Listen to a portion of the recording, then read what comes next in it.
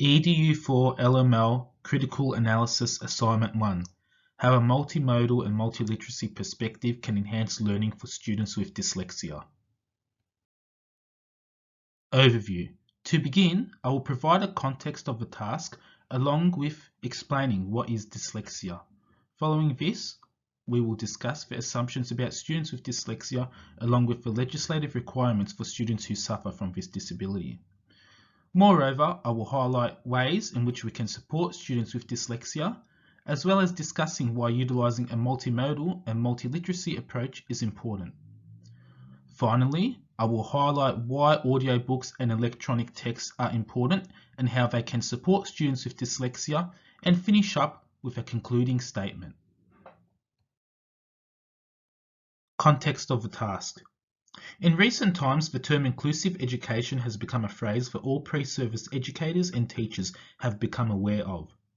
The Victorian Department of Education and Training states that the concept of inclusive education involves the creation of safe and inclusive school environments, not only for mainstream students, but also students with disabilities and additional learning needs.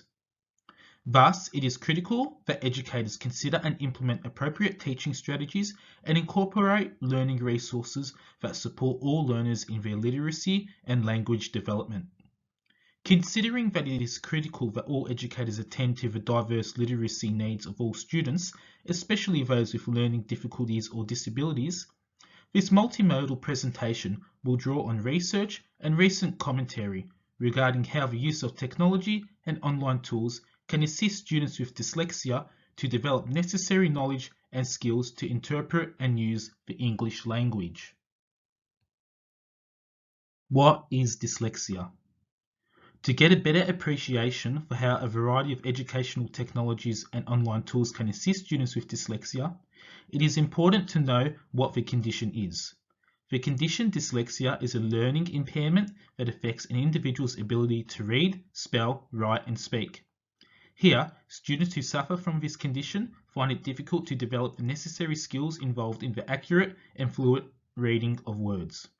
Moreover, students who suffer from this lifelong condition are likely to exhibit difficulties such as sounding out words, hearing the letter sounds for reading and spelling, issues in reading single words, a lack of accuracy and articulation when attempting to read and pronounce words, and spelling common words.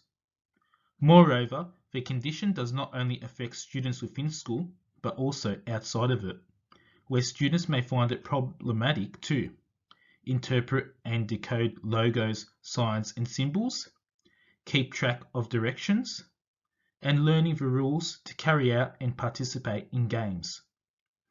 In saying this, it has been proven that early intervention and diagnosis of this learning disorder can mitigate student difficulties and improve student learning outcomes. In a study conducted by Lovett, it was shown that student outcomes were nearly twice as better if early intervention was implemented in first and second grade in comparison to third grade. Consequently, children who suffer from this reading impairment can become confident and able readers if proper and early intervention is applied. Assumptions about students with dyslexia. As previously mentioned, dyslexia is a learning condition which makes it difficult for students to learn how to read and comprehend written language. This condition is the most common cause of reading, writing, and spelling difficulties in Australia, where it is estimated to affect some 10% of the Australian population. When it comes to this condition, it is assumed that these students will always have language difficulties, whether it comes to phonemic awareness, phonics, and word recognition. However, upon investigation and research into this condition, it has become apparent that there are some fictitious and misleading assumptions regarding dyslexia. By reflecting on the condition and those who suffer from dyslexia, it is assumed that they can learn to acquire and use written language, however, they just need to learn in a different manner. As we all know, no two students are identical in their learning needs and capabilities, and this is the case with students who suffer from dyslexia. So to cater to their diverse literacy needs, the way in which content is delivered may need to be altered. A method in which the learning content can be differentiated to suit these students is through the incorporation of assistive technology and online resources. Students who suffer from dyslexia possess the same level of vision as other students and are just as capable and intelligent as their peers. A common misconception regarding students who suffer from dyslexia is that they possess lower levels of intelligence as compared to their peers. This misconception cannot be further from the truth, with individuals diagnosed with the condition possessing multiple talents, intuitive and insightful thinking abilities, and a greater level of problem solving. Dyslexia can be outgrown. Although early intervention is critical to mitigating the negative effects of the condition, dyslexia is still a lifelong disorder. In saying this, the signs of dyslexia are more prevalent during the early schooling years of an individual. For example, when reading a text, dyslexic students may view words or letters in reverse. For example, the word was may appear to be the word saw. This is known as reversals, and it is only prevalent for students until grades 1 and 2. People who suffer from dyslexia cannot become good readers. Individuals who suffer from dyslexia can become capable and strong readers, but the pathway to becoming one is more difficult compared to other students. Ways in which teachers can support dyslexic students may be through the use of technology, where the use of interactive and audio books has been shown to be an appropriate alternative to reading. What are the legislative requirements for students who suffer from dyslexia? Under Australian law, dyslexia is recognised as a disability under the Disability and Discrimination Act 1992. This act was introduced to make it unlawful to discriminate against a person in many areas of public life, including education, because of their disability. Moreover, the implementation of the Disability Standards for Education 2005 requires educational providers such as schools to ensure that students with disability can access and participate in education on the same basis as students without disability.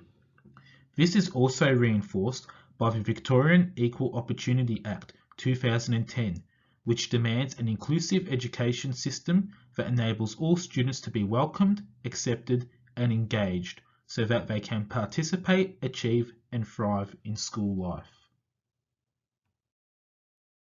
Ways to support students who suffer from dyslexia.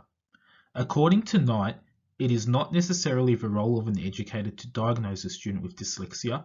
However, it is extremely important that they have an accurate understanding of the underlying behavioural and cognitive difficulties associated with dyslexia, so as to identify those that could be at risk and to intervene appropriately. One way in which educators can support the diverse literacy needs of students who suffer from dyslexia is through adopting a pedagogical approach that includes multiliteracies and multimodal perspectives in their teaching practice.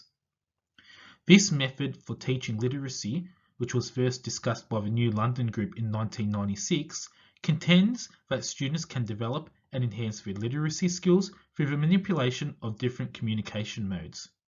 Such modes include written language, oral language, visual representation, audio representation, and gestural representation. Why utilizing a multimodal and multiliteracy approach is important. The adoption of a multiliteracies approach can serve two primary functions for students with dyslexia. Such an approach can assist students who suffer from dyslexia, as content can be presented in numerous ways through the incorporation of multiple modes of communication, whilst it can also facilitate reading in those who would find such a task difficult and frustrating. Moreover, in general, students of today are presented with information in a variety of forms, so educating students from a multimodal and multiliteracy approach can allow them to identify the various modes that a text utilizes and the semiotics that the text incorporates to convey meaning. One strategy that could be utilized in the classroom environment to support dyslexic students with reading difficulties is the implementation of audiobooks and electronic texts. These two tools have been shown to improve the learning abilities of dyslexic students whilst also providing opportunities to collaboratively and independently practice the skills associated with reading. What are audiobooks and electronic texts and how they can support students with dyslexia? One method in which multimodal literacy learning can be implemented within the classroom environment to support students is through incorporating the use of audiobooks and electronic texts. Audiobooks can be seen as texts which are delivered to the user through voice recordings and narrations, and allow the individual to listen to a book instead of reading it. On the other hand, electronic texts are documents or even books that are presented in a visual manner and incorporate numerous modifications and enhancements that enhance the user's level of interactivity with the piece. For instance, they may have embedded speech that may assist students with dyslexia with the pronunciation of a specific word or other supplementary features to support the reader. Incorporating these methods of literacy practice for students with dyslexia is of great assistance, as it has been shown to make such students better readers, as audiobooks can help bridge the gap between decoding words and assigning meaning. Moreover, receiving information both visually and audibly reinforces word recognition, improves fluency, builds vocabulary, and supports the development of comprehension skills. Although research into the study of dyslexic university students who are capable readers suggests that they have a better comprehension of text when it is in printed form, this is not the case for students in primary years. In a research project conducted in 2011, the efficacy of digital audiobooks for students with reading disabilities was assessed and revealed that students' fluency scores and attitudes towards reading had greatly improved over an 8-week period when utilizing such tools. These claims are further enhanced by Schiavo and Busson, who through their studies argue that interactive e-books can be used not only as a support for facilitating reading, but also as a way to develop and enhance the learning abilities of dyslexic readers. In my most recent placement, the implementation of such strategies was shown to be very effective for students who suffer from dyslexia.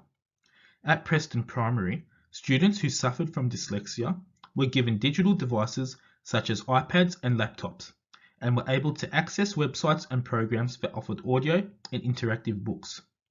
By working with these students on a one-to-one basis, it came to my realization that such tools provided students with a more effective method for attaining literacy success, but also stimulated interest and curiosity in learning. Concluding statement.